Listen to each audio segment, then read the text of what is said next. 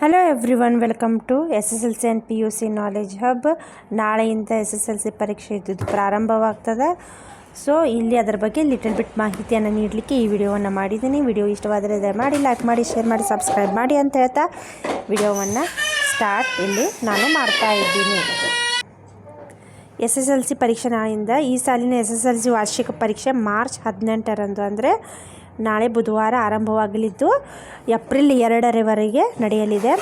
ಒಟ್ಟು ಎಷ್ಟು ವಿದ್ಯಾರ್ಥಿಗಳು ಇಲ್ಲಿ ನೋಂದಾಯಿಸಿ ಮಾಡಿದಾರಪ್ಪ ಅಂತಂದರೆ 9,02,889 ವಿದ್ಯಾರ್ಥಿಗಳು. ಓಕೆ, ಆ್ಯಂಡ್ ಅದರಲ್ಲಿ 2,871 ಪರೀಕ್ಷಾ ಕೇಂದ್ರಗಳನ್ನು ತೆರೆಯಲಾಗಿದೆ. ಹಲವಾರು ಮುಂಜಾಗ್ರತಾ ಕ್ರಮಗಳನ್ನು ಇಲ್ಲಿ SSLC ಪರೀಕ್ಷಾ ಕೇಂದ್ರಗಳಲ್ಲಿ ಅವರು ಮಾಡಿದ್ದಾರೆ. 200 ಮೀಟರ್ ಸುತ್ತಮುತ್ತ ನಿಷೇಧಾಜ್ಞೆಯನ್ನು ಜಾರಿಗೊಳಿಸಲಾಗಿದೆ. ಬೆಳಗ್ಗೆ 10ರಿಂದ ಮಧ್ಯಾಹ್ನ 1:15ರವರೆಗೆ ಪರೀಕ್ಷೆ ಇದ್ದಿದ್ದು ನಡೆಯಲಿದೆ ಅಂತೇಳಿ ಇನ್ಫಾರ್ಮೇಷನನ್ನು ಇಲ್ಲಿ ಕೊಟ್ಟಿದ್ದಾರೆ. ಸೊ SSLC ಪರೀಕ್ಷೆ ನಾಳೆಯಿಂದ ಇಲ್ಲಿ ನೋಡ್ಬೋದು 235 ಕೇಂದ್ರಗಳು, 81,943 ವಿದ್ಯಾರ್ಥಿಗಳ ನೋಂದಣಿ ಎಲ್ಲ ತಯಾರಿ ಪೂರ್ಣವಾಗಿದೆ. ಇದು ಯಾವುದರಪ್ಪ ಅಂತಂದರೆ ಪರ್ಟಿಕ್ಯುಲರ್ಲಿ ಬೆಳಗಾವಿ, ಚಿಕ್ಕೋಡಿ ಜಿಲ್ಲೆಯಲ್ಲಿ ಇರುವಂಥ ಇದು ಮಾಹಿತಿ.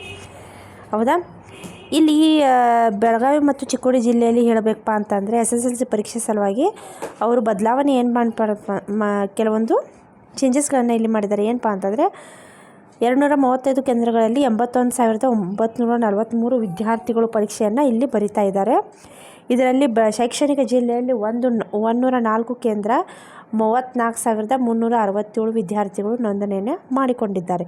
ಚಿಕ್ಕೋಡಿ ಜಿಲ್ಲೆಯಲ್ಲಿ 131 ಕೇಂದ್ರಗಳು, ಹೆಚ್ಚಿನ ಕೇಂದ್ರಗಳು ಬೆಳಗಾವಿಗಿಂತ ಹೆಚ್ಚಿನ ಕೇಂದ್ರಗಳು ಚಿಕ್ಕೋಡಿಯಲ್ಲಿ ಕಾಣ್ತೀವಿ ನಾವು.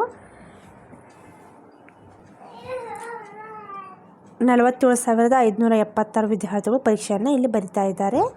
ವೆಬ್ ಕಾಸ್ಟಿಂಗ್ ವ್ಯವಸ್ಥೆಯನ್ನು ಮಾಡಿದ್ದಾರೆ.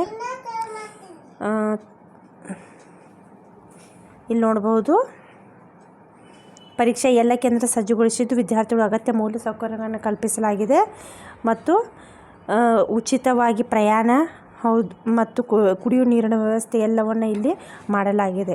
Okay, all the best SSLC ವಿದ್ಯಾರ್ಥಿಗಳಿಗೆ ಅಂತ ಹೇಳ್ತಾ ಈ ವಿಡಿಯೋವನ್ನು